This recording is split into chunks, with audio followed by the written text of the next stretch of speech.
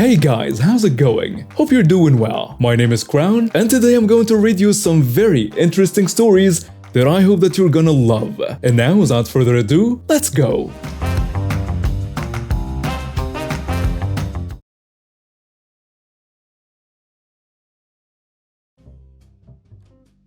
Several of the things before the gala I did not witness. I had to take Fred's word on this, but combined with the things I heard before and saw during the gala, I believed them. The cast. Fred, a reporter of that newspaper, in charge of editing the material for this project.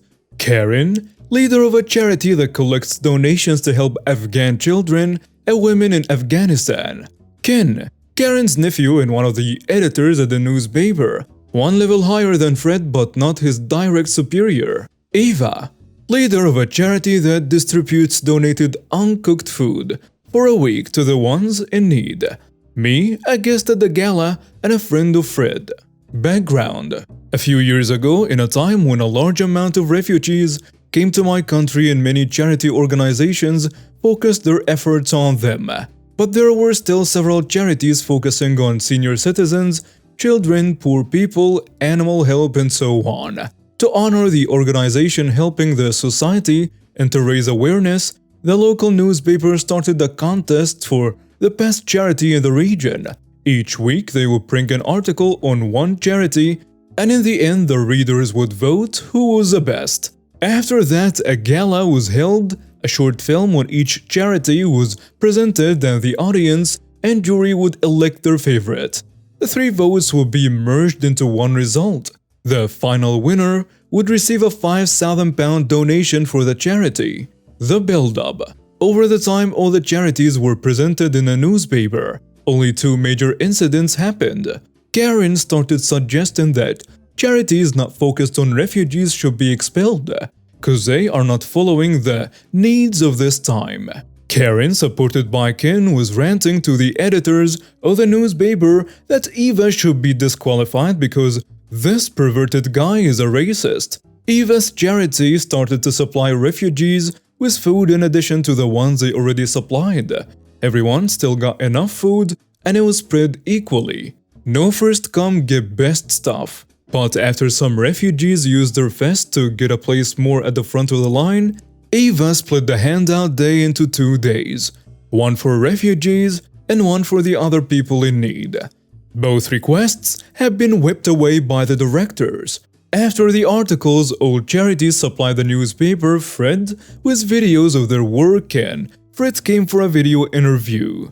Fred had to cut it together to a video of a 2-minute interview and 3 minutes of their work. All charities sent in their video footage. All have been told it will be cut down to 3 minutes, so they should send around 5 to 10 minutes of their work. Most did as told. Karen sent in 8 hours of unedited, uncut videos from her last trip to Afghanistan. Fred asked her to narrow it down to the things she wanted to be in. She told him to shut up and do his job. She also demanded that her video has to be at least 15 minutes because her work with the lovely children is far more important than the useless stuff the others do. It went back and forth and she always demanded a longer video. Fred did his best and made 4 clips 3 minutes of good-looking stuff and asked which one she wanted. All of them, and some more.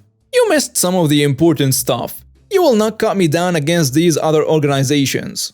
Next were the interviews with the charity staff. Again, all went smooth with everyone except, you guessed it, Karen. The interview with Karen was by far the most difficult with all her demands on what he has to do exactly, as she tells him, or she will have Ken make HR kick him out. Fred did as she told him and got some nice video footage to work with. You should not threaten the job of someone, especially in Germany. We take this very personal, and so did Fred. But Karen gave him everything he needed.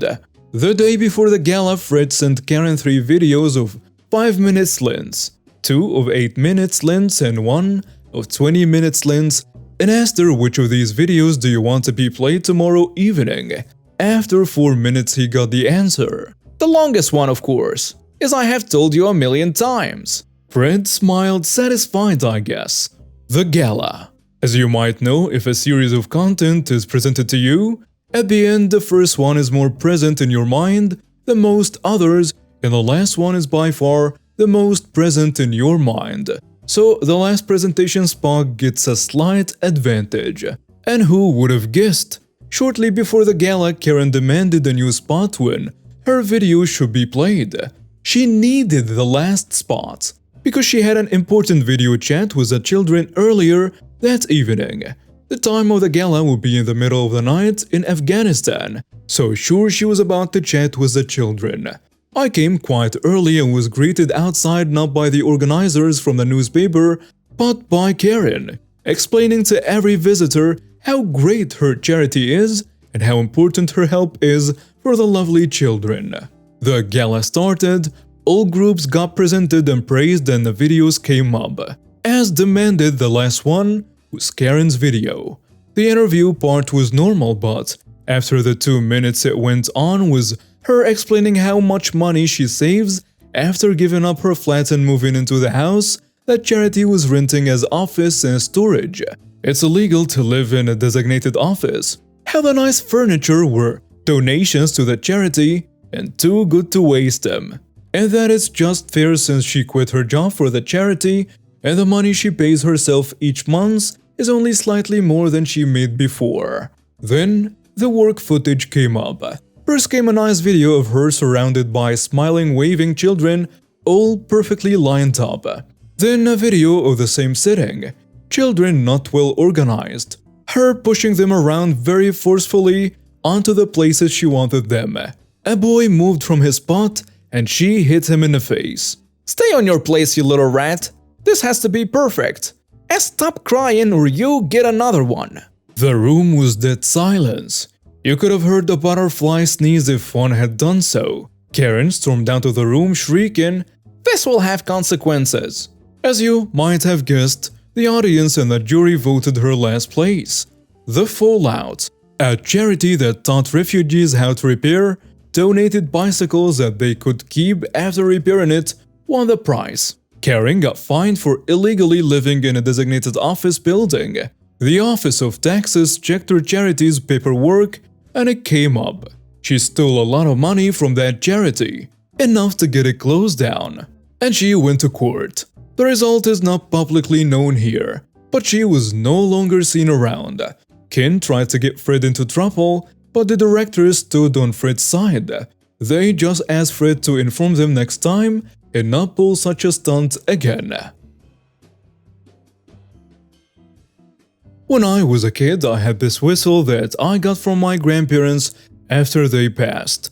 I loved that whistle. I wore it around my neck all the time. It was broken though, so it didn't make a sound, but it looked cool to me. One day the principal saw it and demanded I give it to him so I didn't disturb class and other students with it. Even though I tried explaining it's broken, he took it from me. At the end of the day, I told my parents what happened and they were very angry. Very angry. They drove me to the school again and demanded to see the principal. And an hour later, he showed up and my parents demanded the whistle back. He denied ever taking anything from me, but they called nonsense and demanded it back or they would sue the school for inheritance theft. Still don't know what that means. And he groaned and went to his office to get it. When he gave it to me, I broke down crying. It was flattened, like someone put something heavy on it. It was fully broken and falling apart in my hands. My parents were absolutely livid and sued him for theft and destruction of property. His lawyer met with my parents and our lawyer and asked to settle out of court for the cost to replace or repair it, and they eventually got money from them out of court. Not sure how much. The whistle unfortunately was broken beyond repair, but my uncle, who had a blacksmith's hobby, said he could melt the metal to recreate a whistle. He said he doesn't know if it would work, but it would at least be made of the exact same metal of the other one. My parents agreed and he melted down the broken metal and used some of the compensation money for some extra materials to make sure he could make the new whistle. Maybe 8 or 9 days later he came to me and gave me the whistle. I was so happy and didn't stop giving him the biggest hug. It still didn't work, but I was happy to have the whistle back again. About 40 minutes ago, I was on my way home from my mom's house. As part of my journey, there is a stretch of road that is very well known in the area for street racing. There are 2 lanes in each direction as well as traffic lights exactly 1/4 of a mile apart. I was driving my 1972 Chevy Chevelle SS as it's a rather nice day and it's going to be in the garage for the winter soon. That said, I also had my pup with me, German/Aussie Shepherd mix. And it's midday, not exactly prime hours for street racing, not as if there is ever an acceptable time for it. As I'm sitting at the light, I hear a light honk to my left and look over. I see a kid that looks to be around 20 years old, and he's revving the piss out of his crap box. For the car people around, it was an E36 BMW with some mods done to it. How much? I have no idea. That kid starts gesturing for a street race, and I immediately shake my head no. He stands on his accelerator, letting his car backfire sounding like an AK-47. Cool guy. Anyways, I give him a clear thumbs down and look back ahead. He blows his horn and just keeps it pressed down so it's blaring. After 3 or 5 seconds of this, I look over and I see him holding a pistol with his free hand with a grimace on his face. Looking over his shoulder, I see there is nothing coming from the left. Quickly, I look right as I mash the accelerator, and then I look back left again, seeing no traffic. I kicked the clutch and flew through the intersection, immediately making a right-hand turn at the next light. As I'm driving, I'm calling 911, and I notice this kid is still behind me and is now heavily tailgating. I slow down with my blinker on and turn into a business center. Immediately, once I clear the center island, again kicking the clutch, forcing my car to 180, and I pull back onto the roadway. 911 has already put out officers to rush to me. The 911 operator gives me a route to drive in. I follow it to the letter. After about 2 miles, while I was doing 10 to 20 over the speed limit, trying to keep this guy from coming up beside me, as I'm terrified he's going to shoot, I see a state police SUV pass going the opposite direction and immediately U-turn in the middle of the road, turning on every light and siren he has. Still doing 10 to 20 over the speed limit, the guy is tailgating and attempting to pass whenever he can. The officer catches up and I continue to drive the same way I was, and after about 2 minutes, the other driver realized the police officer was trying to pull him over. As a country-esque road veered off in a fork, this guy cuts hard right to take it with way too much speed and too much force. The guy's crap box skids around the turn and slaps into the side of a dump truck at a guess 40-ish miles per hour. I continued to drive on the original road and asked the dispatcher if I should go back or if I could meet the officer somewhere. Thankfully, I was able to meet them in town outside of a fast food joint. The guy has a broken collarbone and a slew of charges, including possession of a firearm by a felon. Thankfully, I will not have to go to court on this, as the officers saw more than enough to slam dunk every charge against him without my testimony. This is the story of how I almost died today for liking fast cars. Okay, just to clarify, this is my dad's story, so I don't know all the details, but I will try my best. So for some backstory, my dad is a painter and has his own business, and we are all well known around the area we live in. And my dad switched to contracts, which he didn't like doing, but people aren't as nice as they used to be. Okay, on to the story now. My dad was making a call for the job, and the customer lady had warned him before that the door at the front of her house tends to open, so she has a chain to keep it closed. My dad understood, and on the next day, he drove over to her house and the door was indeed open. He called the lady twice and there was no answer. So my dad had waited outside in his work truck. The lady then walks out of the house 10 minutes later and starts screaming at my dad. What are you doing coming into my house while I'm taking a shower? Dad says, I didn't. Your door was already open. I called to see if it was okay to come in, and you didn't answer. So I waited outside. Nonsense! Who else could have opened my door? My dad brings up that she had mentioned that it opens by itself at times, and she completely ignores it. After a while, she comes down and lets him start working.